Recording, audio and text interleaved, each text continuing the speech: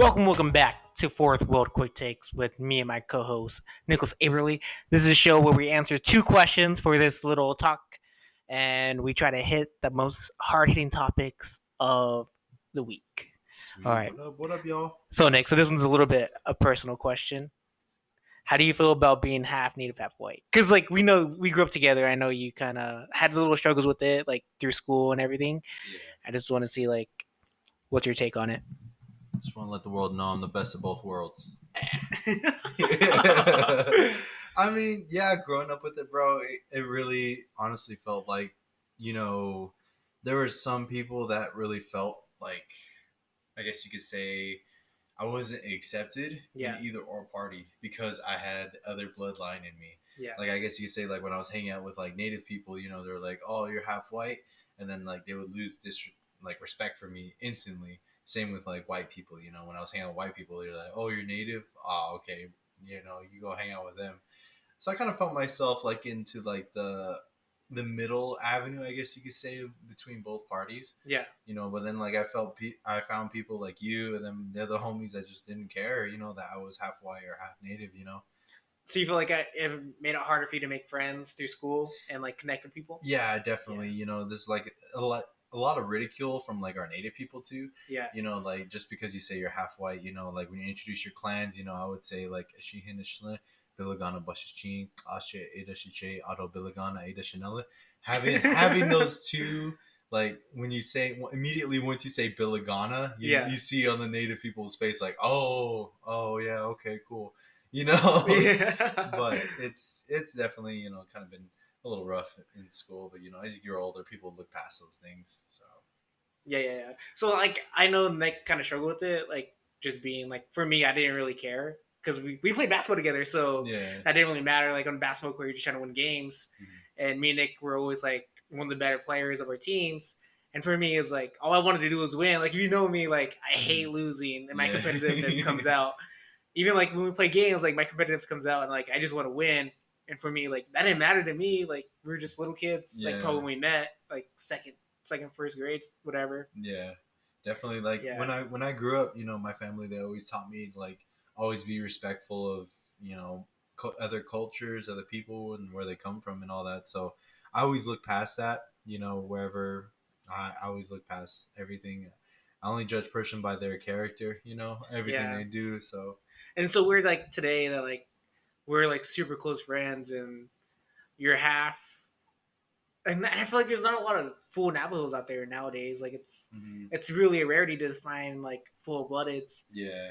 And yeah, it's just weird that we still do have census numbers, and they're just waiting us for this to phase out. Yeah. I tell people oh yeah, well, there's a census number on us Native Americans, how many there are, and they're Yeah. you're eventually all just gonna be one people, you're eventually gonna die out. It's yeah, that's the plan. That's why we have census numbers, and that's why we're quantified on blood quantum, how much Navajo you are, even though and culturally, if you're in the culture, you're Navajo. You could be raised be white and be raised with Navajo traditions, and we would still accept you. It's all I barely made the cut on that. You didn't get a stimulus check. I think they cut it off was it? I think it's a fourth. Less than half, or was it a fourth? I think it's a fourth. Okay. That's 40. Yeah. Still cool. That's You could be an enrolled member, I think. Yeah. Which is weird because you're Navajo, you have Navajo blood, but I think that's just government regulations, and it's just something that they use against us. That eventually our kind's gonna be so diverse that we're not gonna be able to distinguish Navajo from white people, and I think that's their plans because they want to get rid of the history behind what they did. Yeah, and that's crazy because I noticed and seen talk to a lot of people, and I'm sure you and every other native out there, you talk to non-indigenous people, you tell them about what happened, they're like, no way, that didn't happen. Yeah, that happened. It's the history books. We're not in the history books. We need to be in the history books, and have factual statements of what they did and what the smallpox did to us, and all the hangings that they did. The presidents signed off on hangings of Native Americans because we were just fighting for our land. And yeah, we were the bad guys, Westerns. It's cowboys versus Indians. They're the good guys. We're the bad guys. And I guess growing up half white and half native, I honestly do feel that tension even within myself. Like I want to talk crap about Yeah. Billigana people that did all the bad stuff to Native people. But then I'm just like, I can't really hate on them because that's my family on that side. But Yeah. like I said, like I've met a lot of woke, white people out there that are very understanding and caring about what happened to us, which is really cool. And same with natives too. I've seen radical whites, I've seen radical natives on both ends of the spectrum. Yeah, definitely. I remember like us talking about this as little kids, and I remember just thinking like it was a big conspiracy theory. But then once you dig into the history and dig into the facts, you're just like, oh crap, this is real. Like this is Mhm. actually taking place. And I think once you're able to like to think critically and to question everything that the government does, it's like things are plain as day. Like they could say they're helping Native Americans, but I'm always a person that looks at actions, like what has happened on Navajo Nation to make it a better place. What has the government done to help us? And it's nothing. It's just a lot of words coming out of like the politicians' mouths, and no one's really there to like help us get us to like just standard living, like no more Yeah. running water and electricity.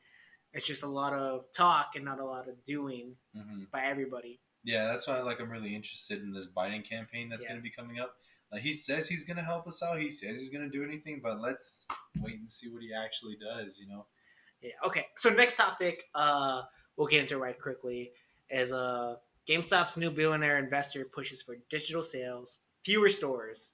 Shui, co-founder of Ryan Cohen's, holds a 10% stake in video game retailer. So what's your opinion on GameStop's new like plan to push more digital sales? Just kind of reading that title right there, I just got a flash image of like Blockbuster, bro.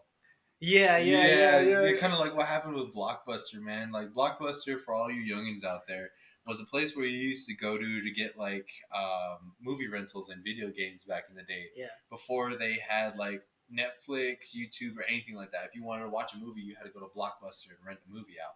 But once Netflix and all these other digital, platforms came on, you weren't able to do that anymore. And so Yeah. Blockbuster essentially went out of business, and there's only one in the whole U.S. now that's open. Yeah. So I honestly do think GameStop is going to start going that way because you know next gen platforms aren't using like that's an option now. There's no disc. There's no disc drive. Yeah, Yeah. It's all over the internet. Yeah, where you're able to download games. What do you think of it? So I think like we have this topic is like where you either adapt or die. So Mhm. like Amazon's gonna take over Walmart, Netflix took over Blockbuster, and eventually like this is a new age where it's like you're either pushing forward or you're being held back, Mhm. and technology is gonna eventually push you out. So I feel like we should start pushing for that new future. It's like gasoline and solar power, Yeah. like renewable energy. Like eventually it's gonna come, but like people are pushing back, and it's like that's only gonna hurt them in the long run. Instead of just like all combining into one and pushing, having all our resources in there and pushing for a better future. Yeah. So I think that's what's going to really happen to GameStop, Yeah. because they already closed down a bunch of stores already because of the COVID and all that. Yeah. So I think even like in my workplace, I feel like older people have a hard time adapting to new times. Like a lot of people just want to stick to one thing and that one thing only. Whereas I'm like, I would try to want to learn everything. Like I want to do like I want to do the ordering, I want to do the shipping, I want to do like all the processing and like learn more of the like the business side of stuff. Whereas like they just want to stick to one thing. Like I'm gonna do this one thing and one thing all day, and that's all I'm gonna do. Yeah. And I feel like that hurts like businesses in the long run because like the goal should be have the best experience for the customer.